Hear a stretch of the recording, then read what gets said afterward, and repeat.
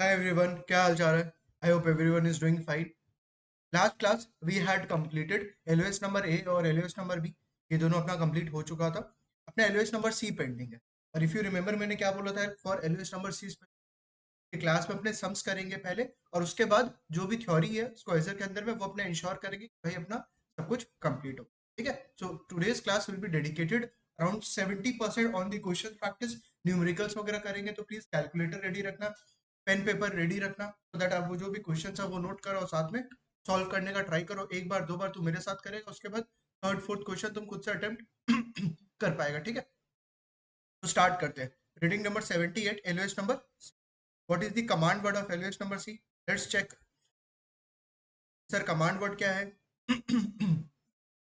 Describe investment ownership and compensation structure commonly used in alternative investments. पूरा ownership structure बताओ और compensation structure बताओ किसमें? Alternative investment. राइट. तो सबसे पहले काम करते हैं ओनरशिप स्ट्रक्चर. वापस से एक बार गो थ्रू करवा देता हूं आपको. सर यहाँ पे बीच में there is alternative investments fund, AIF. Alternative investment fund कौन मैनेज कर रहा है? GP, general partner. Full form नहीं लिख रहा हूँ. ठीक है. लास्ट क्लास अपने डिस्कस किए थे ये वाला चीज. Sir general partner actually manage कर रहा है. जनरल पार्टनर को कैसे सोचे सर? पोर्टफोलियो मैनेजर सोचो. It's very easy. Think that GP is a portfolio manager. Sir वो पोर्टफोलियो मैनेजर किसका पैसा मैनेज कर रहा है? वो portfolio manager he is managing the पैसा ऑफ एलपीज. अपना LP1, LP2, LP3, LP4 and so on. काफी सारा एलपीज होने वाला है यहाँ पे. LPN तक. वो लोग क्या करेगा? अपना पैसा सर जीपी को देगा. वो लोग अपना पैसा जीपी को देगा. क्यों? क्योंकि सर लिमिटेड पार्टनर्स के पास नॉलेज नहीं है, स्किल नहीं है, टीम नहीं है टू मैनेज द मनी.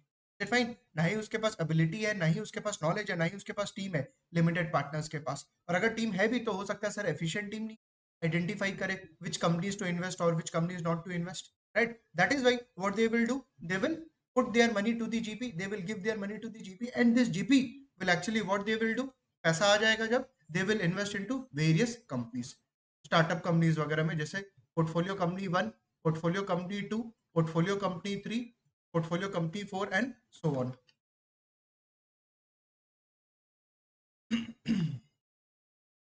ये सब कंपनीज में क्या करेगा? इन्वेस्ट करेगा. कौन करेगा? जीपी इन्वेस्ट करेगा. जीपी इन्वेस्ट करेगा इन दिस कंपनी. एकदम सिंपल स्ट्रक्चर समझ में आ रहा है. अब ये जो फंड है ना, fund alternative investment fund, sir इसका स्ट्रक्चर कैसा होने वाला है? Whether it will B company, public company, whether it will B private company, whether it is a sole proprietorship, whether it is a partnership, it will be a limited partnership. Limited partnership होने वाला है. ये जो fund है ना, fund का जो structure होगा कि सर फॉर्म तो होना पड़ेगा फंड को. सर वो किस फॉर्म में होगा? लिमिटेड पार्टनरशिप के फॉर्म होगा. बिकॉज देखो यहाँ पे कौन है? एलपी. एलपी का फुल फॉर्म क्या है? Limited partnership. जीपी मतलब जनरल पार्टनरशिप. तो ये जो स्ट्रक्चर होगा it will B limited partnership. मतलब जीपी और एलपी के बीच में क्या होगा सर? पार्टनरशिप होने. Unlimited partnership. इसका मतलब क्या हुआ कि सर अगर बाई चांस यहाँ पे कुछ लॉसेस होता है, यहाँ पे कोई लॉसेस होता है ना कंपनीज के अंदर में, तो सर एलपी को अपने घर से कोई एक्स्ट्रा पैसा नहीं देना है. Whatever the amount that LP has actually given to the GP, to that extent there will be a loss, not more than that. LP का सर जो भी कैपिटल है सिर्फ उतना तक उसको लॉस बियर करना पड़ेगा. उसको अपने घर से एक्स्ट्रा पैसा देने का जरूरत नहीं है. तभी तो क्या नाम है? Limited partnership. नाम देखो, लिमिटेड. लिमिटेड पार्टनर्स का जो अपना कैपिटल लगा हुआ है, that to that extent we can have a loss. वैसे तो अपने चाहेंगे लॉस नहीं हो, बट हाँ अगर लॉस हुआ भी तो सिर्फ कैपिटल से ज्यादा लॉस नहीं होना चाहिए. हम अपने घर से एक्स्ट्रा कुछ पैसा नहीं देंगे. तभी ये क्या? Limited partnership. तो एलपी, जीपी जो एक्चुअली पैसा मैनेज कर रहा है एंड वो कहाँ डाल रहा है? पोर्टफोलियो कंपनीज में सर पैसा. सर कितना एलपी होना चाहिए? Can we have 100 LP? No, there will be a limit. मतलब जीपी बोलेगा जब फंड बना रहा है जीपी, तो बोलेगा से ओनली 15 एलपीज आर अलाउड. मतलब टोटल 15 इन्वेस्टर लेगा, वो 15 इन्वेस्टर्स आर अलाउड. राइट. तो there will be a limit on the limited part. Limit होगा. Limit on number of LPs. Sir कितना नंबर ऑफ एलपीज अलाउड है? There will be a limit on. Sir क्या अपने LP बन सकते हैं? कि अपने रिटेल इन्वेस्टर? नो, अपने नहीं बन सकते हैं. क्यों? क्योंकि सर बात हुआ था लिमिटेड पार्टनरशिप. मतलब in case of private equity fund, hedge fund, there is a minimum amount that you have to invest, say $10 million आपको इन्वेस्ट करना पड़ेगा। तो हो सकता है सर सबके पास पॉसिबल नहीं है, तो LP has to be what, a credit investor, has to be credit, मतलब थोड़ा बड़ा इन्वेस्टर होना चाहिए, ठीक है, छोटा मोटा पैसा नहीं, 1 लाख 2 लाख रुपया नहीं, not 1 lakh 2 lakh, might be some 10 crore 20 crore and so on.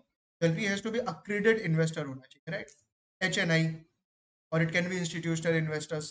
तो वो लोग क्या करेगा सर, जीपी को देगा और जीपी फर्दर पैसा इन्वेस्ट करेगा इन दी पोर्टफोलियो कंपनी। सर इससे जीपी को क्या फायदा हो रहा है? अरे जीपी भी तो अपना टाइम एफर्ट डाल रहा है, तो जीपी चार्ज करेगा something known as fees, compensation. And ये जो फीस होगा वो क्या होगा, ये जो फीस होगा सर वो क्या होगा, कल बात किए थे इफ यू रिमेंबर, एक होगा फिक्स्ड, एक होगा, एक्सक्यूज मी, एक होगा फिक्स्ड और एक होगा वेरिएबल। फिक्स्ड का नाम क्या था, अगर आपको याद है तो, फिक्स्ड का क्या नाम था, मैनेजमेंट फीस, और वेरिएबल का क्या नाम था, इंसेंटिव फी, और एक और नाम मैंने बोला था, you remember, performance fees, is it fine? इसका एक और नाम है, लिख देता हूं मैं, कैरिड इंटरेस्ट, कैरिड इंटरेस्ट। तो मैनेजमेंट फीस फिक्स रहने वाला है, ये फिक्स्ड कंपोनेंट है, और ये क्या, वेरिएबल कंपोनेंट है, इज इट फाइन? परफॉर्मेंस के ऊपर में डिपेंड करता है, किसका परफॉर्मेंस, जीपी का परफॉर्मेंस के ऊपर में डिपेंड करता है, यार कि जीपी कैसा परफॉर्म किया, कितना अच्छे से पोर्टफोलियो कंपनीज सिलेक्ट किया है। फीस के अंदर में मैनेजमेंट फीस है, इंसेंटिव फी और परफॉर्मेंस फीस और carried interest. In case of private equity fund, दो फंड है, एक है हेज फंड, एक है प्राइवेट इक्विटी फंड। तो प्राइवेट इक्विटी फंड में कल अपने बात किए थे, LBO, leveraged buyout, established companies में पैसा इन्वेस्ट करेगा by taking the debt from the company, public को प्राइवेट में कन्वर्ट करेगा, अच्छे से कंपनी मैनेज करके, हो सकता है आईपीओ ले आए, और it can B venture capital, startup companies में इन्वेस्ट करेगा, दैट फाइन। हेज फंड क्या था कि सर वो कहीं भी पैसा इन्वेस्ट कर सकता है, they can invest into an number of strategies, they can invest into long stocks, they can invest into long short, they can do only short, they can do mergers, they can invest into mergers acquisition, कोई company का acquisition होने वाला sir वहां पे पैसा invest कर सकता है, ग्लोबल मैक्रो फैक्टर्स के हिसाब से they can invest, fix income instruments में दे कैन इन्वेस्ट, मतलब they are allowed to do anything, hedge funds, ठीक है।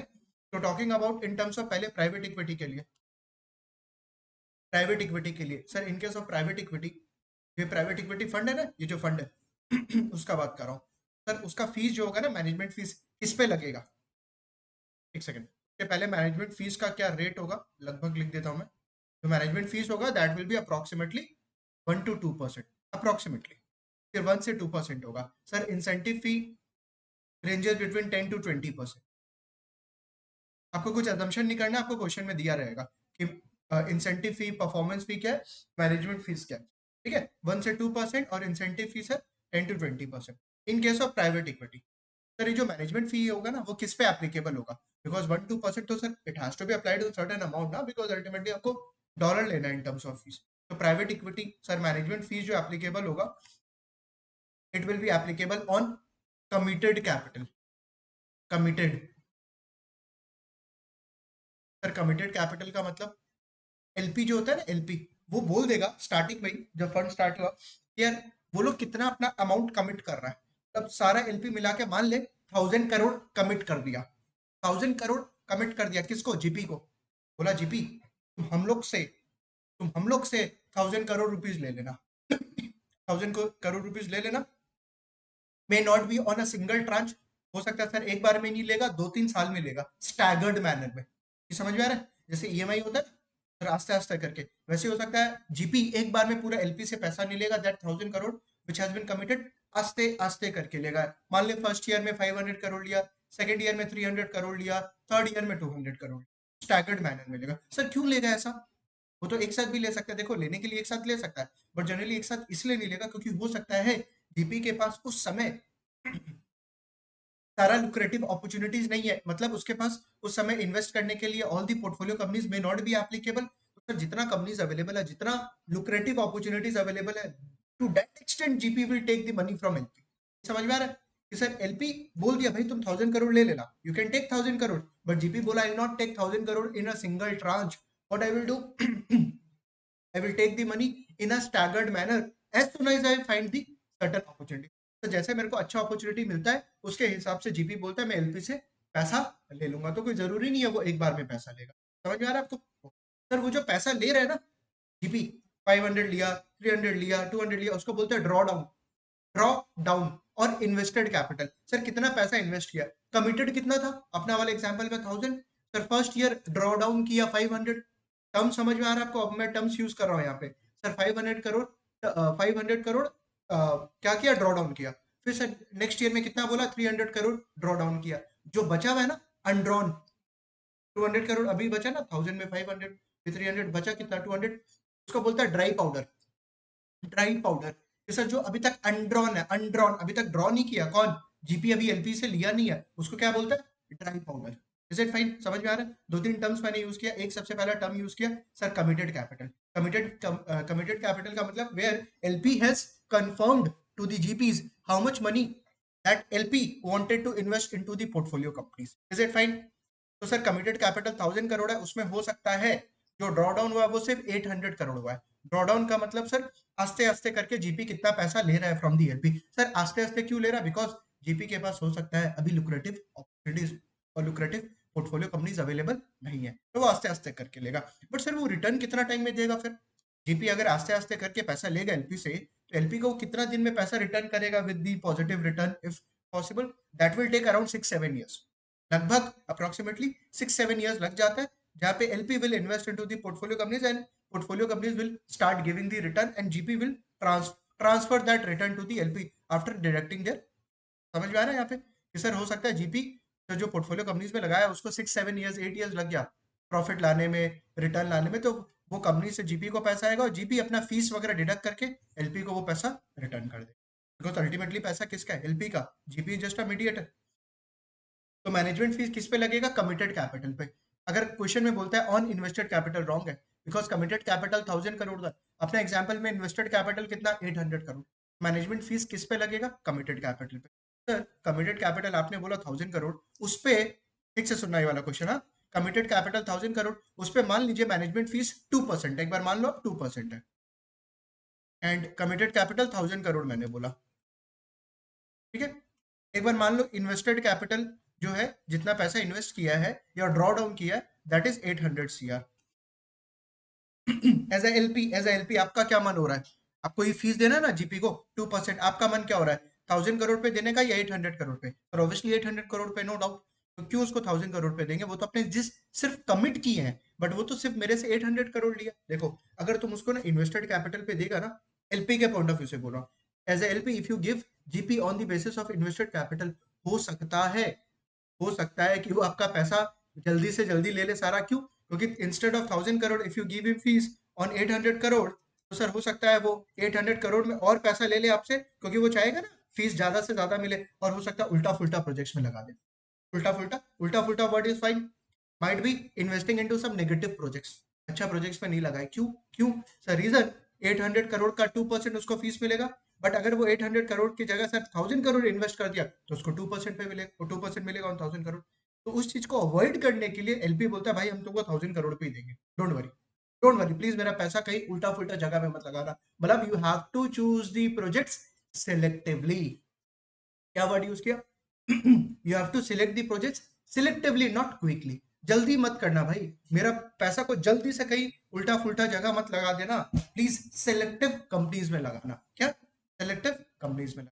लॉजिक समझ में आया यहाँ पे कि सर क्यों इन्वेस्टेड कैपिटल पे नहीं देंगे या ड्रॉडाउन कैपिटल पे नहीं देंगे फीस, इनफैक्ट कमिटेड कैपिटल पे देंगे? तो ऑब्वियसली एलपी का तो खर्चा लग रहा है, ज्यादा लग रहा है, एलपी को फीस ज्यादा देना पड़ रहा है, बट एटलीस्ट श्योरिटी तो है सर वो सिलेक्टिवली पैसा लगाएगा, बट नॉट क्विकली। जल्दी पैसा नहीं लगाएगा, बट अच्छा अच्छा कंपनीज को चूज करके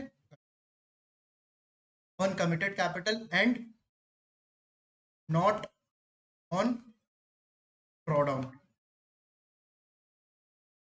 लॉजिक क्या बोला? Selective projects and not. ये समझ में आ रहा है आपको? ऑलरेडी ये सब स्क्वाइजर में लिखा हुआ, बट यहाँ पे समराइज फॉर्म में मैं बस लिख रहा हूँ। तो management fees sir, next incentive fee. देखो प्राइवेट इक्विटी में ना जो इंसेंटिव फी या परफॉर्मेंस फीस या कैरिड इंटरेस्ट को बोला जाता है कैरिड इंटरेस्ट। तो जो बोनस है वेरिएबल पार्ट है उसको बोलते हैं carried interest. Is it fine? Carried carried interest में बहुत ज्यादा वैरायटी है। इनफैक्ट कैरिड इंटरेस्ट को लेके अपना जो सम्स होने वाला है उसको लेके पूरा अपने डिस्कस करें। बट अभी मैं ज्यादा टच अप ऑन नहीं कर रहा हूँ सर। कैरिड इंटरेस्ट क्या हुआ? Bonus, variable part. Then we have hedge fund. Hedge fund, sir hedge fund में क्या होने वाला है? फीस के फॉर्म में सेम मैनेजमेंट फीस होगा। मैनेजमेंट फीस होगा सर किस पे? इस बार ना कमिटेड कैपिटल नहीं होगा। It will be asset under management, AUM। कितना पैसा वो लोग मैनेज कर रहे हैं ना उसके ऊपर मिलेगा। Asset under management, AUM। तो सर हेज फंड के केस में जो मैनेजमेंट फीस एप्लीकेबल होगा से at the rate of 2%, it will be applicable on what? Asset under management, AUM। Sir कितना हेज फंड पैसा मैनेज कर रहा है उसके बेसिस पे उसको क्या मिलने वाला है? Fixed management fees. हर साल पर एनम आपको मैनेजमेंट फीस मिलेगा 2%। Sir what about the variable part? उसको मिलेगा परफॉर्मेंस फीस, परफॉर्मेंस या इंसेंटिव फी, परफॉर्मेंस फीस या इंसेंटिव फी।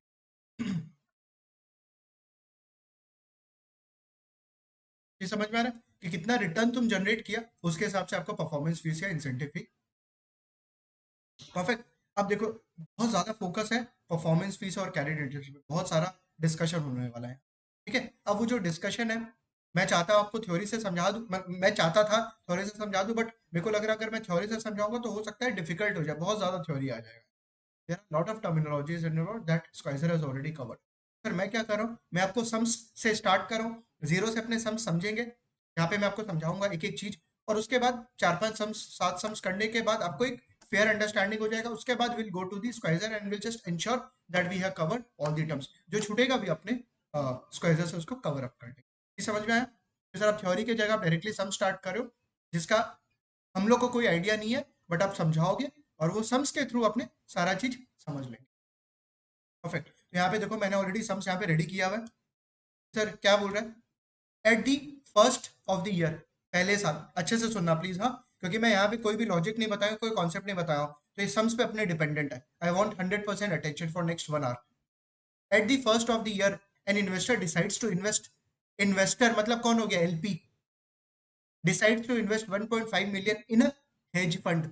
आपको ध्यान रखना है कि सर प्राइवेट इक्विटी फंड का बात हो रहा है या हेज फंड का? हेज फंड का। क्यों? क्योंकि सर जो मैनेजमेंट फीस है वो किस पे लगेगा? कमिटेड कैपिटल पे या एसेट अंडर मैनेजमेंट पे? AUM पे। AUM, एसेट अंडर मैनेजमेंट पे। Is it fine? चीज समझ में आ रहा है? Hedge fund with an incentive fee, देखो क्या टर्म लोग यूज किया, इंसेंटिव फी। इंसेंटिव फी कितना मिलेगा उसको? 15% and a hard hurdle rate of 4% है। सर ये नया टर्म आ गया? हाँ भाई नया टर्म आ गया, hard hurdle rate. Sir hurdle rate का मतलब क्या हुआ? हर्डल, कोई चीज का हर्डल होता है ना, जैसे फॉर एग्जांपल LPGP को बोला क्या? LPGP को बोला भाई अगर तुम 4% से रिटर्न ज्यादा जनरेट करेगा then only I will give you what? Incentive fee. जैसे अपने तुम जब तुम जॉब ज्वाइन करेगा या इनकेस कोई कर रहा होगा, तो तुम्हारा परफॉर्मेंस रेटिंग होता है कि अगर तुम्हारा रेटिंग से आउट ऑफ 5 3 रहता है तो तुमको एक्स अमाउंट ऑफ बोनस मिलेगा। तुम्हारा रेटिंग अगर 4 रहता है तो तुमको एक्स अमाउंट ऑफ बोनस मिलेगा।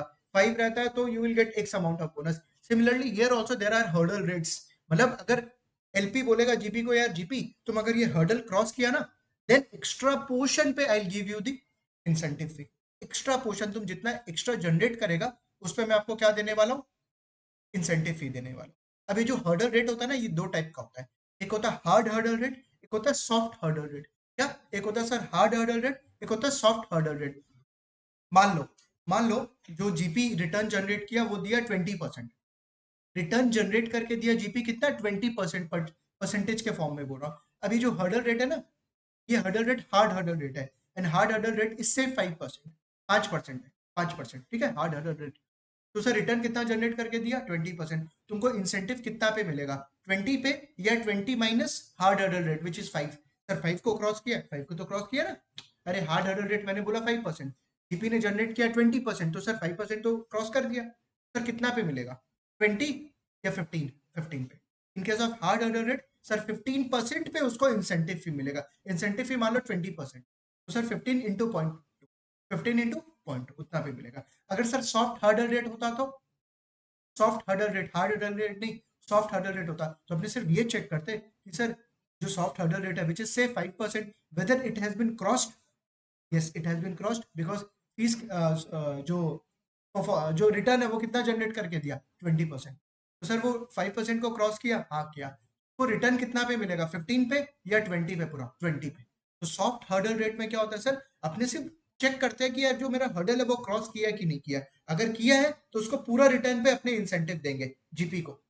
और हार्ड हर्डल रेट में सर जितना क्रॉस करेगा उतना एक्सेस पे मिलेगा, ये समझ में आ रहा है? हार्ड कि सर जितना क्रॉस करेगा सिर्फ उतना एक्सेस पे मिलेगा, और अगर सॉफ्ट है तो सर पूरा का पूरा पे मिलेगा। Is fine? सम्स करेंगे तो और क्लैरिटी हो जाएगा। तो यहाँ पे देखो क्या बोला, at the first of the year investor decides to invest 1.5 million in a hedge fund. तो यहाँ पे मैं डेटा लिख रहा हूँ एक एक करके। सर बिगनिंग वैल्यू या इन्वेस्टेड वैल्यू कितना है, 1.5 मिलियन है, ठीक है सर। इंसेंटिव फी डेटा लिख रहा हूँ मैं, इंसेंटिव फी कितना है 15%। क्राइटेरिया क्या है, hard hurdle rate of 4%, hard hurdle rate 4%, मतलब सर 4% को क्रॉस करना पड़ेगा, रिटर्न जो होगा वो 4, मतलब जीपी को सर 4% से एक्सेस कमाएगा तभी उसको इंसेंटिव फी मिलेगा। At the end of the year, एक साल के बाद, the fund has a return of 23.3%, मतलब वो जो फंड है ना जीपी, वो कितना रिटर्न जनरेट करके दिया, 23.3%। देख लो यहाँ पे सर जो रिटर्न है that is how much, 23.3%। And minimum कितना रिटर्न जनरेट करना था जीपी को, 4% to get the incentive fee. 4% cross करेगा then only they will be get. तो सर ये 4% क्रॉस किया है क्या, किया तो है, राइट। 4% अचीव मिनिमम करना चाहिए था, रिटर्न कितना जनरेट करके दिया 23 पॉइंट, तो सर क्रॉस तो किया। The incentive fee payment that the GP of the fund earn based on the sorry excuse me, the incentive fee payment, incentive fee बोला जो मिलेगा, that the GP of the fund earned based on the client's investment at the end of the year is closest to। तो incentive फी का आपसे पूछ रहा है, incentive फी उसको कितना मिलेगा। देखो यहाँ पे कोई भी मैनेजमेंट फी को लेके लोग बात नहीं किया, सिर्फ इंसेंटिव फी बोल रहा है, तो बोला इंसेंटिव फी कितना मिलेगा, आप बताओ कितना मिलना चाहिए। Excuse me, देखो 1.5 मिलियन कौन लगाया था, एलपी लगाया था। हर्डल रेट कितना था 4%, मतलब सर 1.5 इंटू 1.04 क्रॉस करना चाहिए। हर्डल अमाउंट, हर्डल अमाउंट कितना है 1.5 मिलियन इंटू 1.04, ये हार्ड हर्डल रेट लिया मैंने। तो सर उसको कितना मिनिमम अर्न करना चाहिए था एलपी को, सॉरी जीपी को,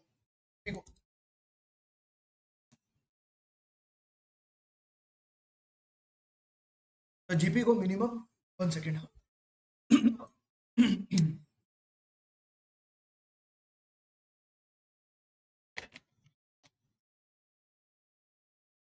जीपी को मिनिमम 1.56 मिलियन अर्न करना चाहिए था to get the incentive fee. Check करो सर 1.5, हर्डल रेट किस पे लगेगा सर, बिगनिंग वैल्यू पे, जितना एलपी ने पैसा दिया है उसी पे तो हर्डल रेट लगेगा ना, कि उसको क्रॉस क्रॉस करना होगा 1.56। रिटर्न कितना जनरेट किया 23.3% ऑन जीपी। इन्वेस्टमेंट कितना था 1.5, देयरफॉर एंडिंग वैल्यू कितना है, एंडिंग वैल्यू क्या होगा, सॉरी यार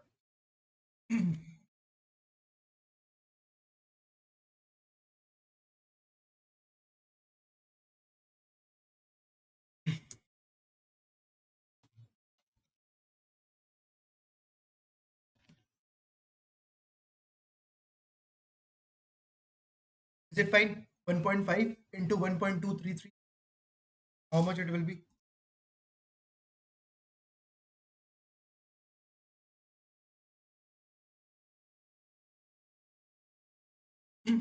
एंडिंग वैल्यू कितना हो गया 1.8495। ये समझ में आ रहा है कि सर 1.5 तो लगाए थे, उस पर 23.3% जनरेट किए, तो सर एंडिंग वैल्यू कितना बना 1.8495।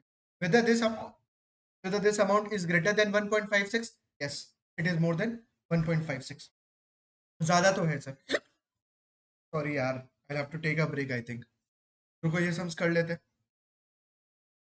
इंसेंटिव फी कितना होगा,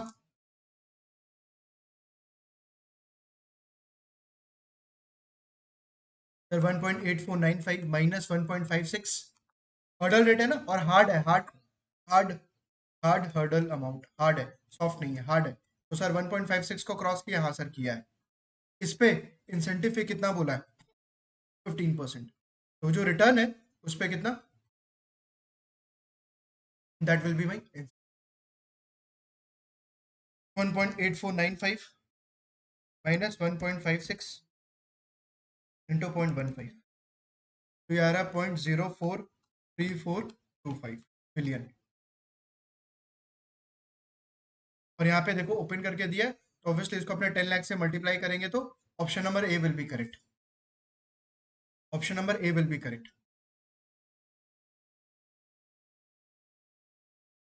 इज इट फाइन? ठीक है, इसका शॉर्टकट देखो कैसे कर सकते हैं।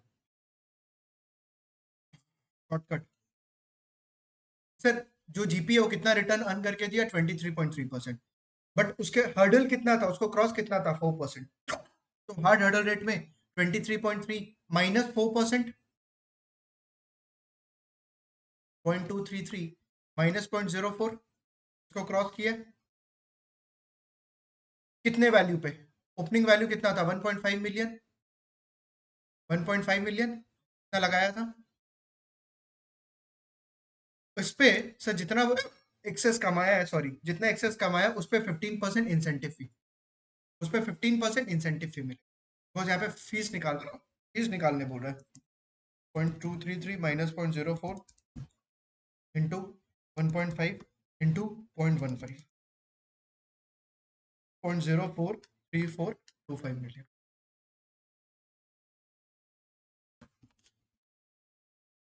सर ये क्या है? रिटर्न। 4% क्या है? Hard hurdle rate. ये क्या है? Beginning value. ये क्या है? इंसेंटिव फी। इंसेंटिव फी निकालने बोला था। Is it fine?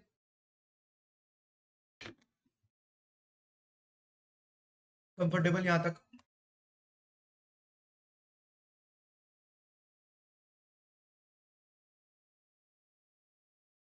अगर सर यहाँ पे हार्ड हर्डल रेट नहीं सॉफ्ट हर्डल रेट बोल देता तो सर क्या करते हैं यहाँ पे? कैलकुलेशन में क्या चेंज होता? देखो, सिर्फ अपने ये चेक करते कि सर हर्डल रेट को क्रॉस किया कि नहीं किया। रिटर्न क्रॉस क्रॉस तो किया।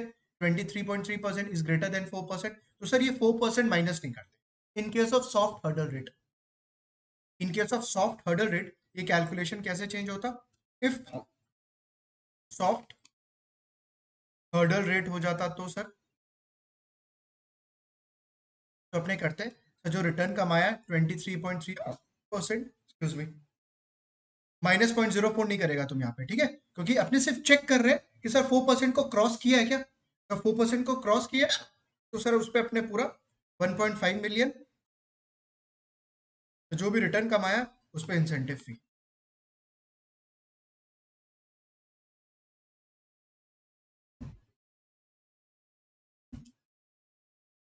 0.052425।